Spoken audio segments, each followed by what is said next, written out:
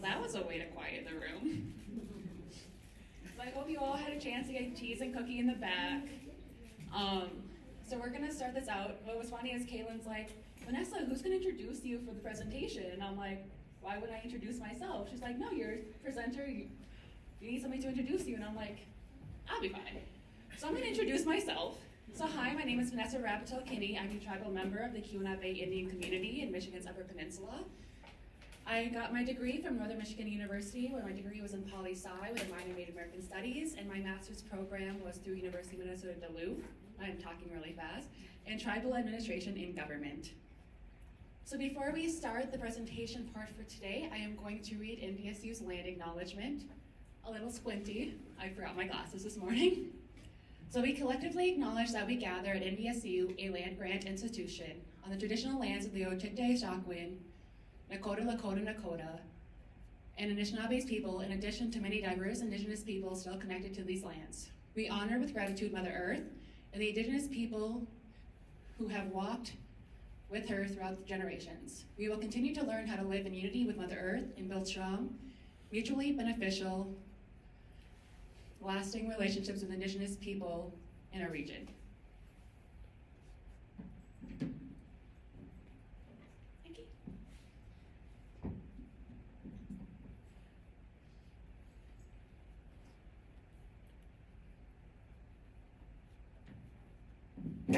You can tell I haven't really used a microphone before.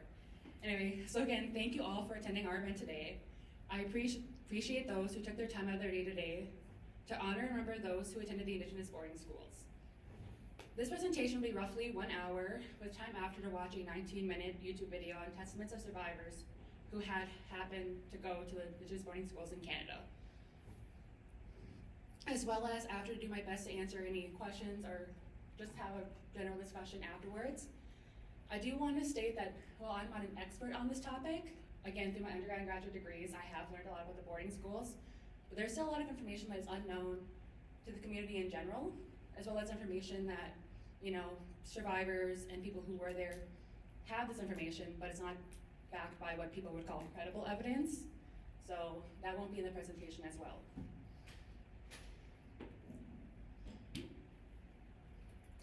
And I do want to say, if anyone needs to leave at the 1 hour presentation part, that is also cool. Again, the video after is like 19 minutes. And I also want to note that this presentation is just the start of your knowledge and learning about the boarding schools. I am not going into a lot of detail about the boarding schools. I do encourage you all to, dig a little bit deeper after. Like, I'm not going to talk about notable figures or other boarding schools except the first one. Let's get started. Cool. So to start, I think it's important to know what the National Day of Remembrance is. And according to House Concurrent Resolution 53, that was signed September 30th, 2021, so just 4 years ago, that expressing the sense of Congress that September 30th be observed as a designation of a National Day of Remembrance for the Native American children who died while attending a United States Indian boarding school, and to recognize, honor, and support the survivors of Indian boarding schools, their families, and communities. So this resolution was created in response to Canada when they enacted their National Day for Truth and Reconciliation Bill on June 3rd, 2021. Their bill stated that the purpose of this act is to respond to the Truth and Reconciliation Commission of Canada's Call to Action number 80 by creating a holiday called the National Day for Truth and Reconciliation, which seeks to honor First Nations, Inuit, and Métis survivors and their families and communities, and to ensure that public commemoration of their history and the legacy of residential schools remains a vital component of the reconciliation process. And another vital part of today is, if you notice, some of us are wearing orange shirts. This is a grassroots Indigenous-led effort to commemorate today and raise awareness. The orange shirt is a symbol of the stripping away culture, freedom, and self-esteem experienced by the Indigenous children over generations. Now, to better understand the boarding schools, and why both the US and Canadian governments set to create a day of awareness, I think it's best to look at a timeline of Indigenous history and where everything just plays in. So in Indigenous history, you can track it to 6 to 7 different eras. I obviously put 6 eras, but whether the last one can be broken down into 2, or the last one just being where we are today. So you can start with early treaty making, which is 1780s to the 1800s. This, obviously, the United States just won their their war with England. And so now they have a nation they're trying to build, but they already have people living here. So to get the land that these settlers wanted, they would create treaties with early indigenous tribes. But now you move to the removal area in 1829 to 1886, when the settlers realized, hey, we want more land. How do we get this land? Because we just gave all this land to the indigenous people in these treaties. Well, this era you guys learn mostly in middle school, because this is the era that we see the Trail of Tears, where these settlers pushed the indigenous people more and more west. So all said and good, you would think, but in 1887 and 1932, this is the assimilation era, that's what we're talking about today, when the settlers still think, hey, we still want more of these land and resources, but we can't push the indigenous people any more west. So why don't we find a way to assimilate them in our culture, in our ways? Hence, we see the boarding schools. There's also, just going down, because again, we're talking about the assimilation era, but just to give a little bit hint of the other eras, we have reorganization, where the US government says, hey, we did a lot of bad stuff in the removal and assimilation era. Let's try to make it right. Then you get the termination era, they're like, no, we were right all along. What we did wasn't bad. And they just undo everything reorganization did. And then you have the self-determination era, which happened in 1961 to the present time. Does anyone know what else happened in like the 1950s and 60s that this may be prevalent to? Civil rights movement, which also saw a lot of indigenous civil rights as well, which gives really the rights that the tribes see today in terms of like being able to govern themselves and being their own forms of self-government. And if you all are interested, during Native American Heritage Month, we will also be having a walkthrough of these different eras to go more into detail. Just right now, just a general overview of what they were. So I'm gonna be honest, I knew I wanted to do something for the National Day of Remembrance, so I decided to do this presentation. But I didn't know what it was actually going to entail. Like I had the room booked and everything, and I was like, I don't know what I'm gonna do. I pretty much bought the horse without owning the barn, which I don't know if I just made that phrase, but I like to think that I owned it. If you say it again, just know that I created it. However, I took a closer look at the House Concurrent Resolution again. And then I realized, hey, this isn't bad. It lays out the exact message that I want you all to get from today. So for the rest of this presentation, we'll be looking at the resolution piece by piece. It's gonna be a lot of words, so stick with me, hence the whole hour presentation. And then we're gonna see what led Congress to add that part to the resolution. So the first part, besides this overarching of what it is, goes something like this. And then I'm gonna just read it here. Whereas over 200 years ago, an act entitled, an act making provisions for the civilization of Indian tribes adjoining the frontier settlements, approved March 3rd, 1819, commonly known as the Civilization Fund Act, was enacted and ushered in devastation policies and practices designed to assimilate American Indian, Alaska Native, and Native Hawaiian children by removing children from their families and Native communities throughout the United States. And I just wanted us to have a little context on what the Civilization Fund Act was. So the part we're gonna focus on for this presentation goes as followed. That for the purpose of providing against further decline and final extinction of Indian tribes adjoining the frontier settlements of the United States, and for introducing them to the habits and arts of civilization, ... Pretty much saying, hey, we're gonna save these indigenous people by getting them civilized, because if they're not civilized, they're just gonna go extinct. Little did the country know that from this section written in 1819, 60 years later, it would inspire the founder of the first Indian boarding school in America, the Carlisle Indian School.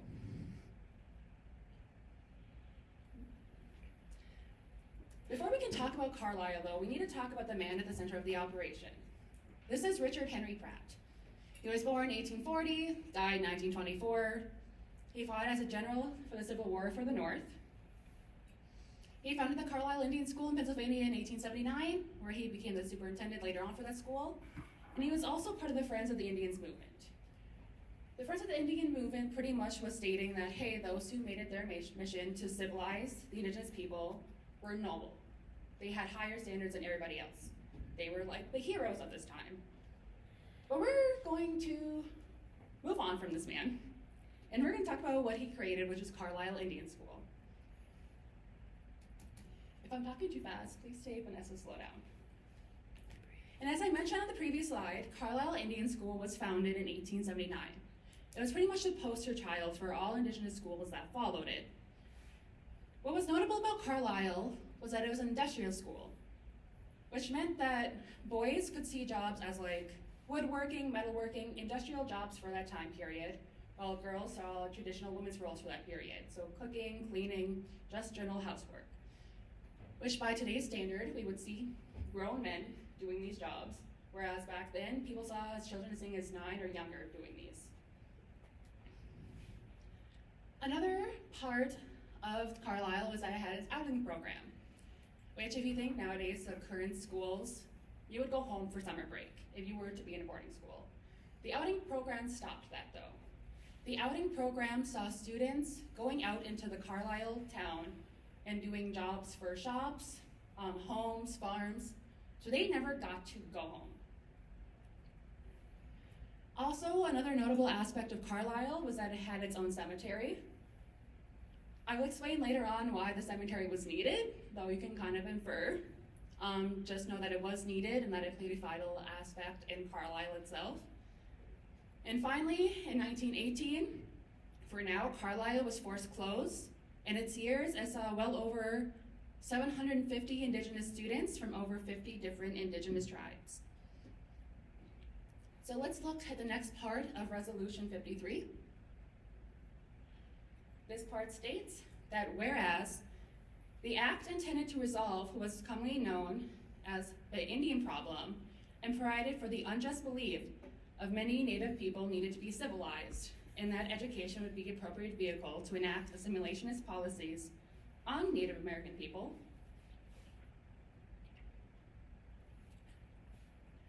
Whereas numerous church and government-operated boarding schools were established on and off Indian territories and homelands to house and educate numerous Native American children through policies and practices that sought to eliminate the cultural identity of Native children and to assimilate them in mainstream American society.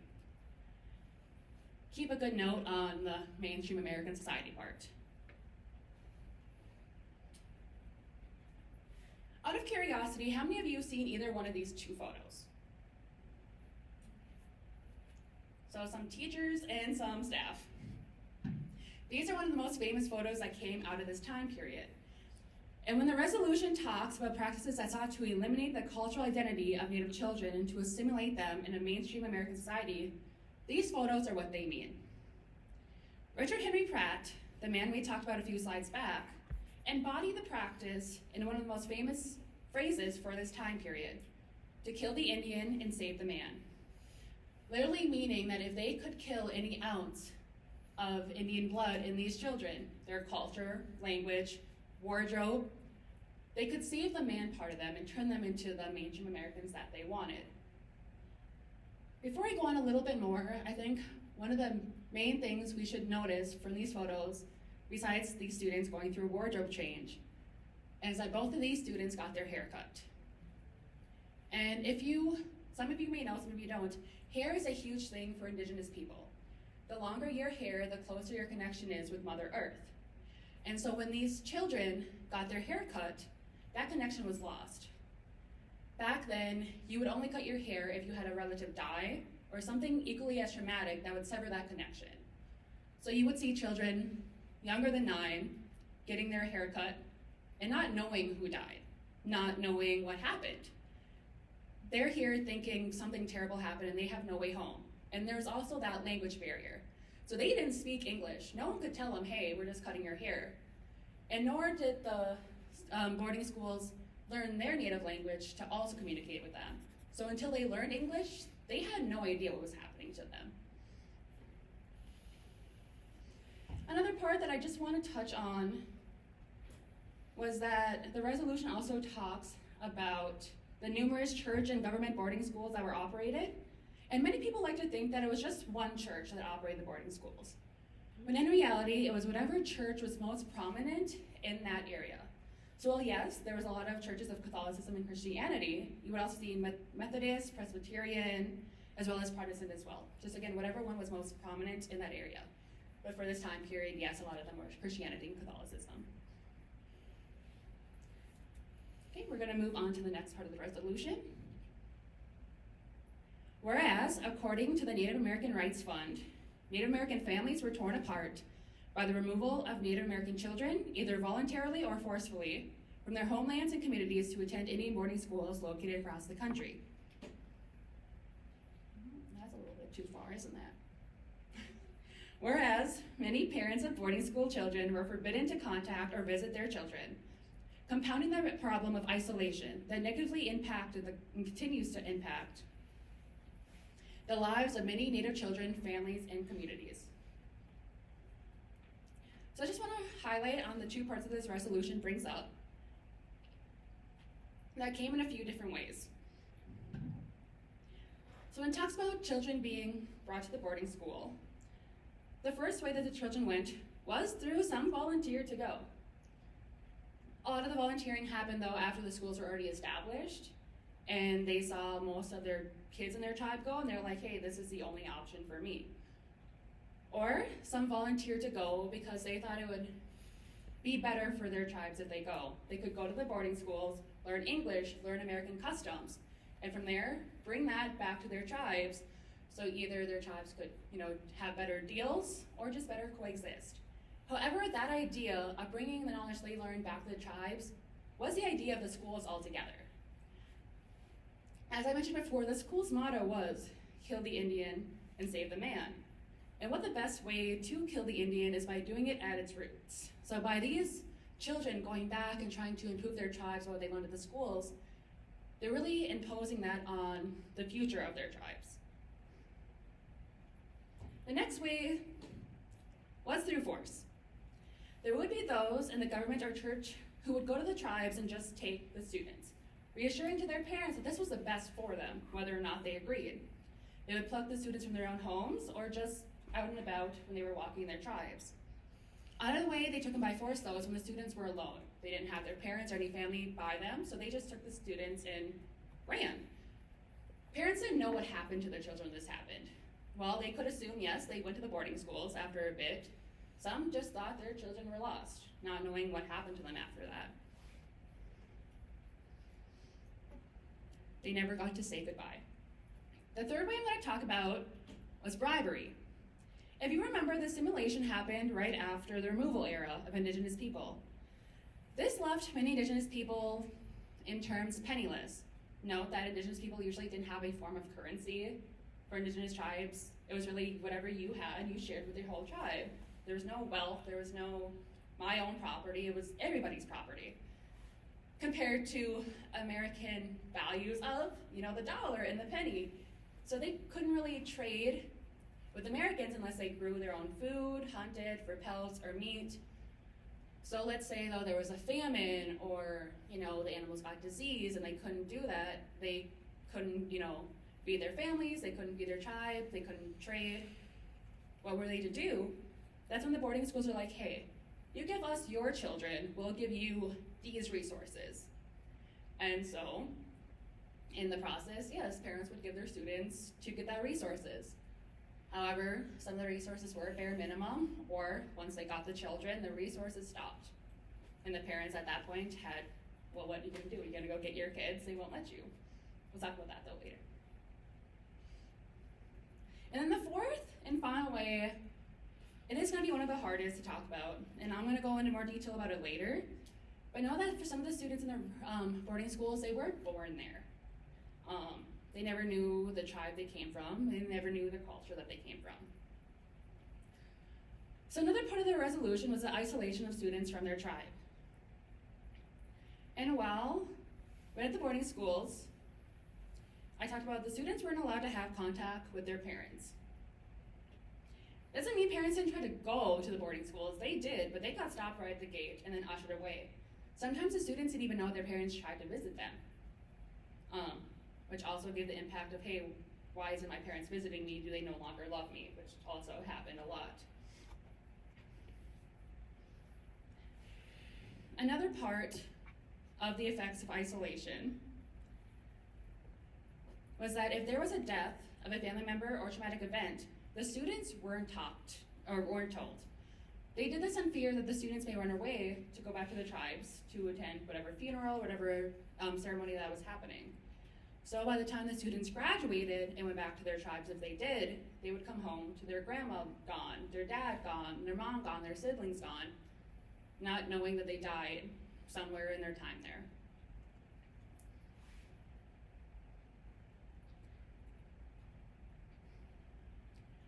One of the most crucial aspects of the boarding school for isolation is the loss of the language. And this is what we still see today. The children were forced to learn English. When they were there, they were only allowed to speak and write in English. If they were caught speaking their native language, they were harshly punished. By the time they graduated and headed home, they had forgotten how to speak their native language. So when they got home, they were no longer able to talk to their parents, their grandparents. They couldn't communicate, which left them feeling isolated from their own tribes even. Like, can you imagine going home and you now only speak Spanish and your parents speak English and you guys can't understand each other? And we see this loss of language still happening today. However, recently, we have seen a large uptake in those trying to revive the indigenous language of their tribes. There's even language software learning systems, I'm just hitting buttons, like Rosetta Stone, that's bringing different indigenous tribes to their learning platform. I think Rosetta Stone's including, Cherokee Nation language in their learning softwares. Finally, all these effects I talked about leads to students just leaving their tribes. They can no longer fit in with what they've always known. They find it hard to readapt to their tribes once they had their traditional American values. So they would leave for traditional American lives thinking they'd fit in better. What they didn't know is that they didn't fit in better. Well, yes, they spoke, they dressed, and they did American customs. They still clearly weren't American looking. So they found out they didn't fit in American lives either, so what were they to do? We also see this today as well, with a number of tribal citizens just not leaving near their home reservation. Most leave for a hope of better opportunities, because some reservations are small, jobs limited, housing limited. Or some leave for just to get away from their tribes, get away to whatever happened to them on their tribes, which I'll also talk later. And then we're going to move on to the next part of the resolution after I drink some water.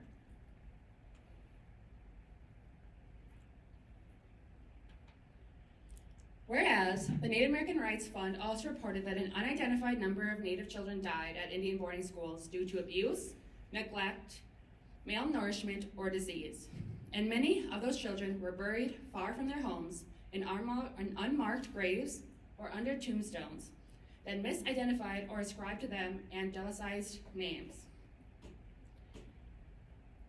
Whereas, many of the parents of children who died at Indian boarding schools were never informed of the fate of their children. As I stated at the beginning, there are parts of this presentation that may be hard to sit through, and this is definitely going to be one of those parts. So if you all need to step out, if it gets too serious, that's totally cool. Y'all can be honest, it's not going to hurt my feelings. How many of you walked past the showcase we set up last week? Oh, you're not hurting my feelings. How many of you, for those who didn't, or for those who never actually read and they just saw the colorful dots, I'm just going to walk through what the showcase meant. And so as you walk the showcase, you may have noticed first that there's different colored, different size circles listed 1 to 973. I promise they're all there. It took us a long time to set those up. The second thing you may have noticed is that there's a ton at the bottom, just unnumbered, face down. Each of the 973 circles represented a death that happened at the boarding schools. All the different colors represented that each child came from a different tribe and a different state, and the different sizes represented a different age of the children. 973 circles total. And that was not counting those, again, who were not discovered or who will never be discovered. And before we go into the cause of death, as mentioned in the resolution, I think we need to take this 973 and put it more into perspective for you guys. With some NDSU numbers. So as of fall 2023, NDSU saw an enrollment of 11,952 students. So we're going to factor in the 973 students who were lost in the boarding schools. That leaves NDSU with 10,979 students enrolled, a total loss of 8.2% of their students. So we're going to take this further another time. Keep in mind that for a lot of these students, it was the first time ever going to any type of school. So we're going to look at first-year students. For the same year, NDSU saw first-year enrollment as 2,214. We're going to factor in the 973 students. That leaves NDSU with 1,241 first-year students, a total loss of 44% of first-year students. Now I'm going to take it further one more time. We're going to factor in the 340 students who identified as Indigenous this year. That is 100 students more than last year, so that, again, that's great for NDSU, coming from someone whose job is, retention. That 340 is not 973.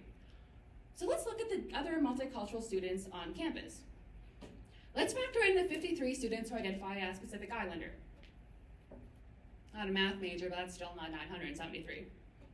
So why don't we factor in the 440 students who identify as Hispanic? And you're going to see a grand total of 840 students. With a total, again, not 840, that's a 133 student difference. So even after removing 3 groups of multicultural students at NDSU, you still have not reached the number of students who died at the boarding schools. And I need you to keep in mind, though, that while I'm comparing these statistics to college-age students, these students were not college-age. Some in their teens, some 9 to 10, some younger than that, some who were just born. So we're going to look at the causes of death that were mentioned in the resolution. They mentioned these 3 types of death. So I have a quick question as we talk about abuse first. How many of you parents, grandparents, or some of y'all, I'm not going to judge, when you were in school, if you weren't paying attention or just not doing the work, you've heard that they would slap you with a ruler or something along those lines? You know. Mm-hmm. This goes further than that. Keep in mind, racism was huge, even though the people who worked at the schools made it their mission to educate the Indigenous students. Doesn't mean that they didn't have motives against them. Sometimes it was just another paycheck. Sometimes, again, it was, if we can civilize these students, we're just doing God's word.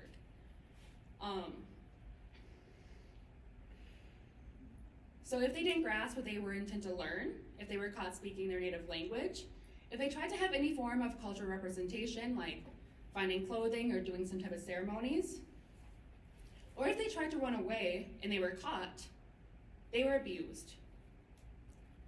They could go without meals for days, forced to sleep outside in the harsh punishments, because some of these were in like Pennsylvania. Those winters aren't fun, from what I've heard. Some were in North Dakota. From what I heard, those winters aren't fun, and I've been here for 2 years. Some were punched, pushed down staircases, kicked, cut. They were abused, and often that abuse would lead to death. Because when I say they were pushed down staircases, I'm not talking about like a small 2 to 3 steps. I'm talking about 20 plus steps. Like imagine a really old, really long school and how they would just have rows of steps. They were physically pushed down those. No one survives that uninjured. And those who died, some of their bodies were put on display for some of the students at the boarding school. As a, hey, see what happened to them? Don't do that. Be very traumatic for a bunch of 9-year-olds to see their friends on display. Neglect is the next one. I mentioned being starved, but know that for some students, they went without bathing. So let's say they had a cut or a scrape, that would get infected. and some of the schools had very little to no medical care. And then part of the neglect was that a lot of students tried running away. They weren't watched that thoroughly, so they thought they could just go. But you need to remember that for a lot of these students, they were miles or even states from their home. And when they were taken, it wasn't like a large look out the windows wagon. It was covered. They didn't know the route they took. So those who ran away, most of the time, they didn't make it back to their tribes. Those who did make it back to their tribes were taken back to the boarding schools and punished. But those who didn't, some got lost in woods, forest, some got lost in fields, some got lost on back roads. And if, again, let's say you were running back roads in North Dakota in the winter, not knowing which way you were going, odds are you died on that escape run. Which leads a lot of families, again, to not find the bodies of these students. How would they know where the students' route they took? Or let's say there's animals in the woods who probably took the remains of these students. Or maybe the students were caught and sold into slavery, dying there. However, for a lot of these students, that death, that risk of running away and dying was a lot better than dying at the boarding schools. The next one that was mentioned was malnourishment. Besides the punishment of just not eating, the schools had very poor food options, enough to just keep the students alive and nothing else. Some schools, though, did face overpopulation. So some students, didn't eat, or the serving sizes were just really, really small. And not to mention those students, or the babies who were born and who got to stay at the boarding schools, most of the time they were taken from their mothers and put into a different boarding school. And for that time, I'm sure there was no milk substitute for a nursing mother, so those babies also passed for malnourishment. Disease is the last form mentioned. I'm gonna say back then, because some of y'all probably have grandparents back in those days, but vaccines and some like probiotics or medicines weren't as common as they are now. And those that went to those who were in charge. So students never got that. Leading to, especially in winter, a lot of diseases running rampant throughout the schools. Some students would just drop dead. No one knew that they were infected. No one knew what they had, which means how could they combat that later on?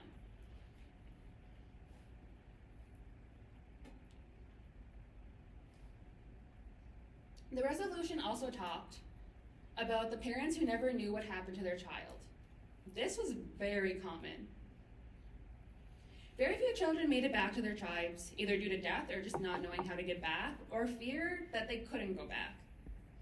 Parents would go for the rest of their lives wondering what happened to their children, hoping that, hey, they're doing good in the real world, but not knowing that they died. That also plays in the undiscovered remains. Parents wouldn't know how to look for their children, again thinking that they're having a better life, leading to those bodies to never be discovered. The last part of the section also touched on the angelicized names. So as I mentioned earlier, kill the Indian, save the man. Your native names weren't gonna work. So they would get traditional American names. So let's say the parents knew that their child did die. If they were walking the cemeteries like at Carlisle, they'd be like, oh, who's John Smith? Who's Jane Doe? Where is my son? Not knowing that their son is probably John Smith right there. So we're gonna move on to the next part of the resolution.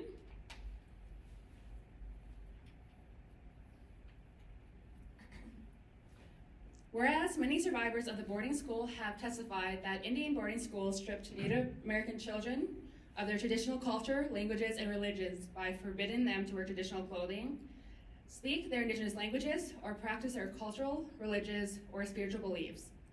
And many boarding schools are known to have severely punished children who violated these policies through verbal, psychological, and physical abuse. I did touch on this on previous slides, so I'm going to move on to the next part of the resolution that I want to highlight on. Whereas many survivors of Indian boarding schools and families of children who attended those schools have had recounted details of physical, sexual, and psychological abuse that countless Native American children endured while attending the schools. I did touch on the physical and psychological abuse before, but for a short time I want to focus on the sexual abuse. This may be a trigger warning for some, however, I'm not going to go much into detail.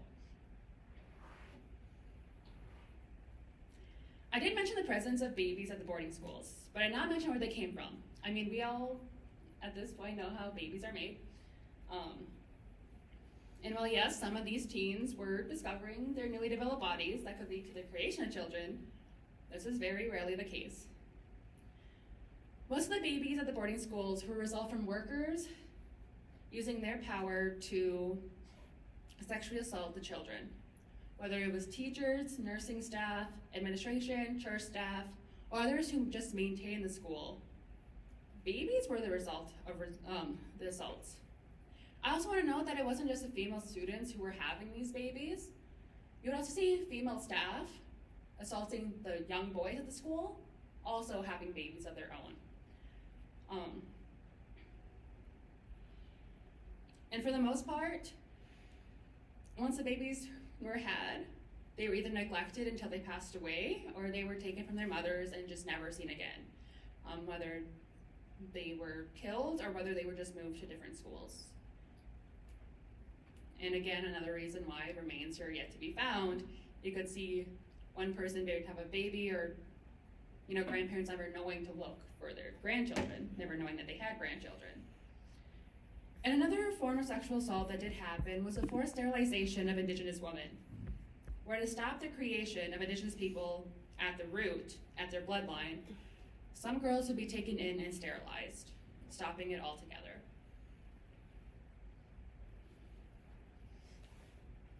I do want to preference, I'm about to throw a lot of the last parts of the resolution, and there's going to be a ton of words. But we are nearing the end of the presentation part, and we need to reach the end, or at least where we are now today, because of the schools. So sit tight as I go through the last parts of the resolution, and I may chime in a little bit here and there, but they all have a central theme to the last parts, hence why I grouped them all together.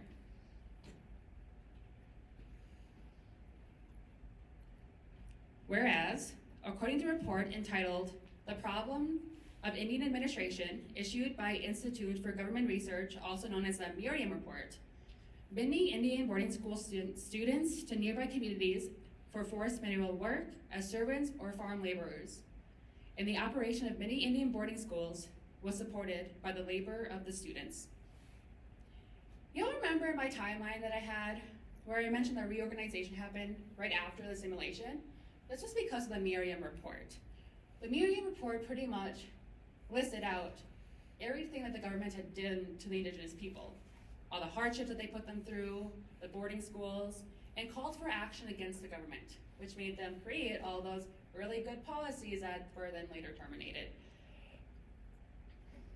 And so we're going to move on to the next part. Whereas the federal policy of Indian assimilation and education has proven to be a disastrous failure and a national tragedy. Whereas, as stated in the report entitled "Indian Education, a National Tragedy, a National Challenge," issued by the Special Subcommittee on Indian Education, chaired by Senator Edward M. Kennedy of the Committee on Labor and Public Welfare of the Senate, known as the Kennedy Report, the dominant policy of the federal government toward the American Indian has been one of coercive assimilation and had disastrous effects on the children of many Native American children.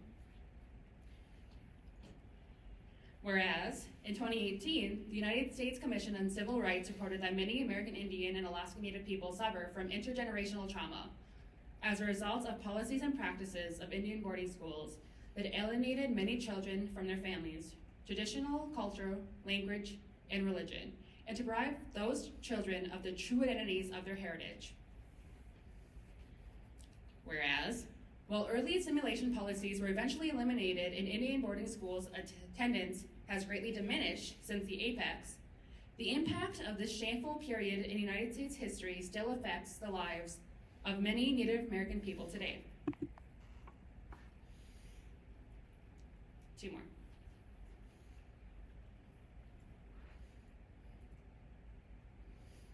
Whereas many Native American people are still suffering from and trying to comprehend and cope with direct trauma, including impact on health and well-being, and the intergenerational trauma that resulted from losing connection to family, culture, language, religion, and heritage. Last one. Whereas significant research shows that adverse childhood experience, such as experience of many Native American children who attended Indian boarding schools and the descendants of such children, can cause numerous negative health outcomes, increase suicide and other harmful outcomes throughout life. That was a lot. But all these sections do contribute to one main idea, which is intergenerational trauma. And now I'm not a counseling major, don't have a psychology degree, but I am going to talk about intergenerational trauma a little bit, because I still see it in my community today as well. And to better look at intergenerational, that was a slur of that word. To better look at intergenerational trauma, I think we need to look at the definition of it. So by definition, it is the passing down of trauma from one generation to the next. So we're going to look at this hypothetically. So hypothetically, let's say your great-grandma was in the boarding schools or had something really traumatic happen to her, and she doesn't know how to cope with this trauma. She can either, tell people, get that support network around her, and finally be able to put it to rest, or, which is very common for the boarding schools, is to tell no one. That's why we see very few testaments today, hoping that if they don't tell anyone, then that won't keep arising. But now you have all these feelings trapped in you. How do you make those silence? You could turn to substances. You can turn to self-medication.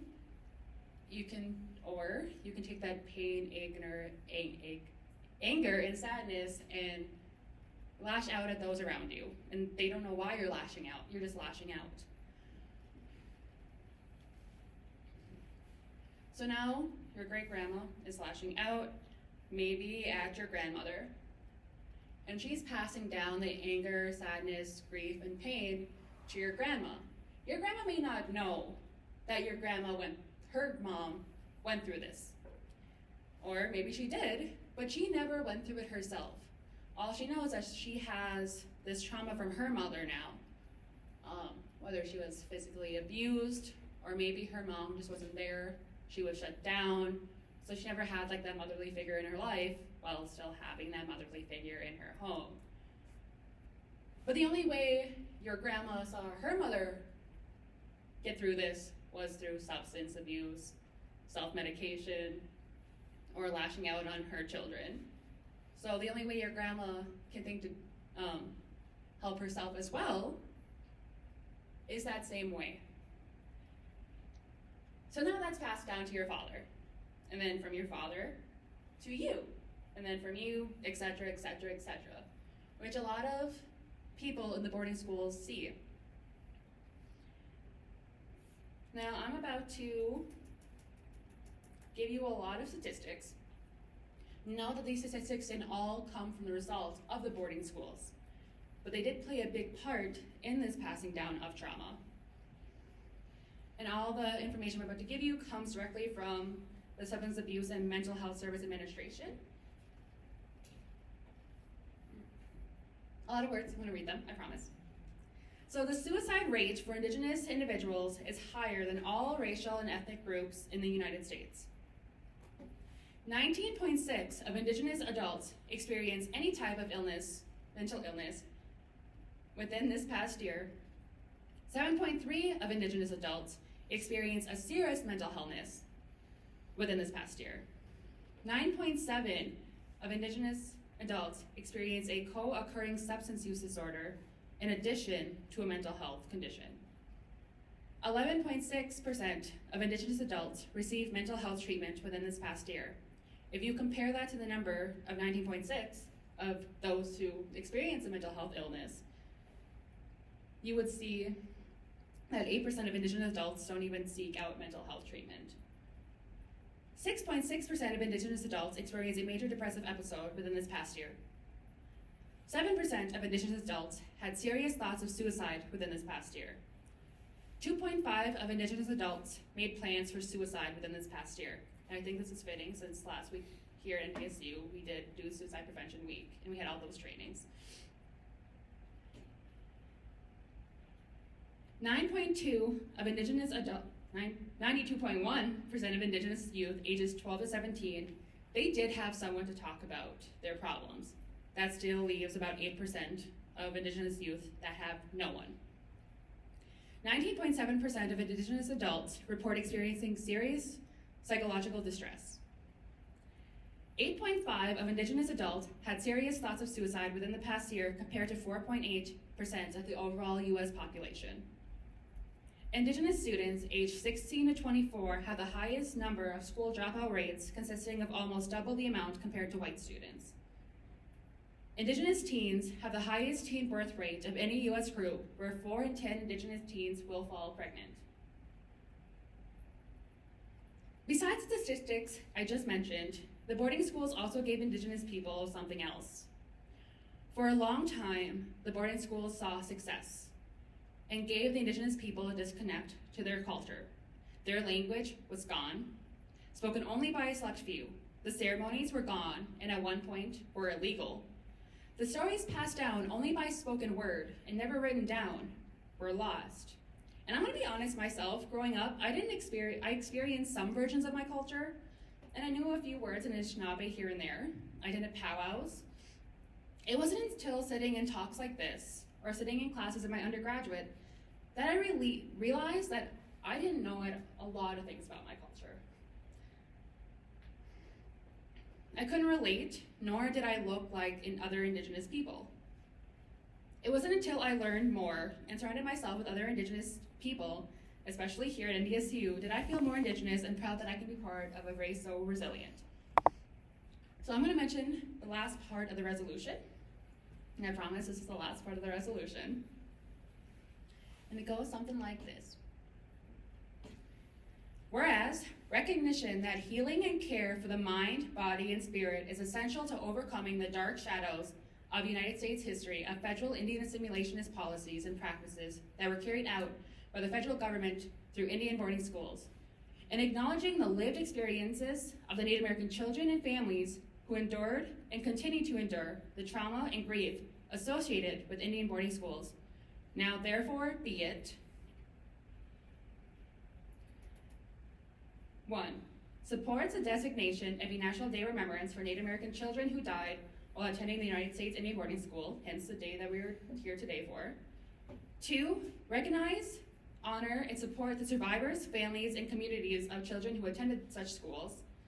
And 3. Encourages people of the United States to support and recognize the grief, pain, and hardship many Native people suffered and still endure as a result of the assimilationist policies and practices carried out by the United States through Indian boarding school policies, hence why you are all here today.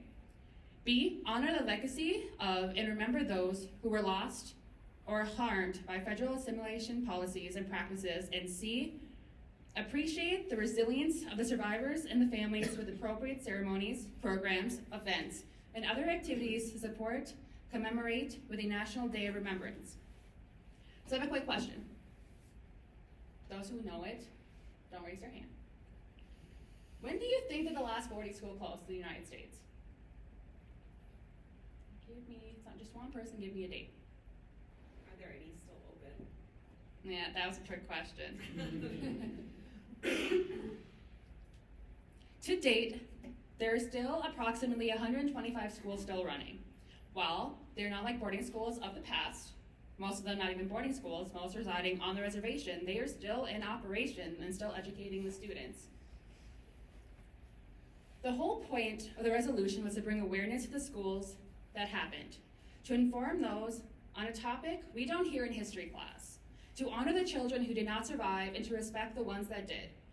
523 Indian boarding schools have been operated in the US in 38 different states.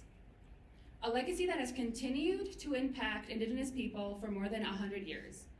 I appreciate those who took time out of their day to learn more about the schools and the presentation today. Just by being here, you are showing a shift upwards towards Indigenous sovereignty and to acknowledge the trauma that the Indigenous people have endured since the first settlers came to America. So this is going to conclude the presentation part, but I do have a video before we can go over any questions or discussion. That was a thank you slide, but apparently it didn't want to be a thank you slide.